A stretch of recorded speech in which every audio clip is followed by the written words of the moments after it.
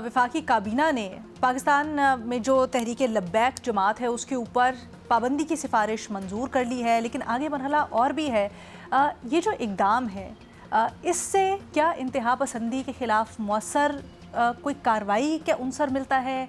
क्या ये हम समझें कि अब इंतहा पसंदी की ख़ात्मे की जानिब या इसके सद्देबाब की जानिब ये एक ठोस कदम है? इसी के ऊपर हमारा तज्ज़िया तबसरा जारी है। ब्रेक से पहले महमल कुछ कहना चाह रही थी। जी अरीना, मैंने कहा कि देखिए जो ये हम बात करें कि क्या स्टेट कितनी सीरियस है, कितना इसको आगे लेके चलेगी। देखिए मैं आपको 3 एग्जांपल्स देती हूँ कि ये इतना आसान काम नहीं है। इसको जो है यानी कि करने के लिए बिल्कुल एक विल पावर चाहिए और ये रियासत ही को करना होगा।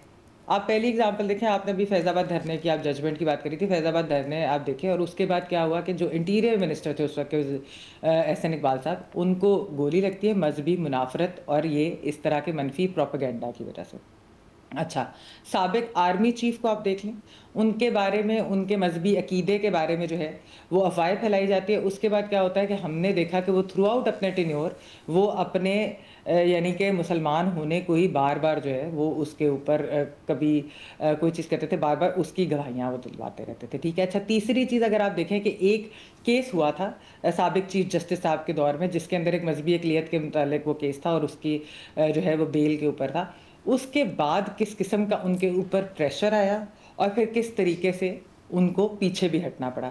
ये वो लोग हैं कि जिनकी आप कह लें कि security highest form of security होती है, यानी कि इनके पास जो है आगे पीछे इनके लोग भी होते हैं इनको प्रोटेक्ट करने के लिए, लेकिन उसके बावजूद जो एक खौफ ये मजहबी इंतहा पसंदी का है, ये कितना खतरनाक, कितना खौफनाक है। तो आप बताएं कि जो आम इंसान है, और मैंने जिस तरह पहले कहा कि हमारे तो डिस्कोर्स में ये चीज़ शामिल हो चुकी है, मजहबी इंतहा पसंदी। आप इर्द गिर्द जब बात करते हैं, आप 2 बार देखते हैं कि कौन बैठा है, क्या बात हो रही है, कोई चीज़ आउट ऑफ कॉन्टेक्स्ट तो नहीं ले ली जाएगी या इस तरह की चीज़ें। तो आप इसको ख़त्म करना है रियासत ने। रियासत का इस वक्त मुकाबला जो है ना, वो खाली ये मैंने कहा जिस तरह एक जमात से नहीं है, एक तंजीम से, एक ग्रोह से नहीं है, ये इस पूरे की पूरी सोच से है।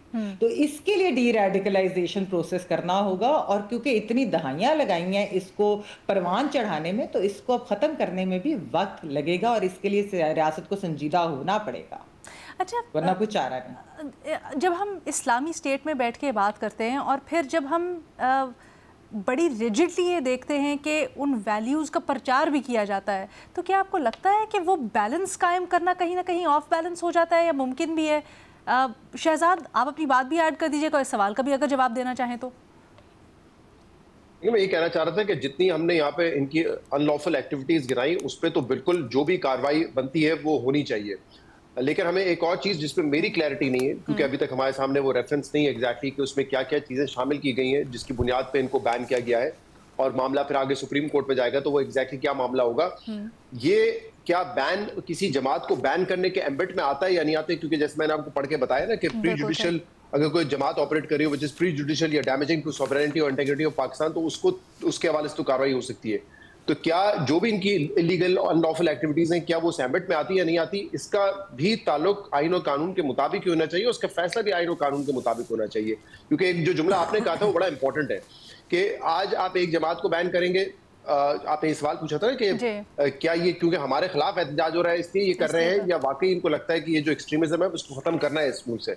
तो ये ऐसा ना हो कि कोई एक जमात को एग्जाम्पल बना के फिर ये बाद में कंटिन्यूटी में आप देखें कि दूसरी जमातों के साथ भी होता है। इसीलिए आपके आइन में भी एक ये क्वेश्चन रखा गया है कि जो आखिरी फैसला है वो सुप्रीम कोर्ट के पास जाएगा और सुप्रीम कोर्ट इस पर एंडोर्समेंट करेगी।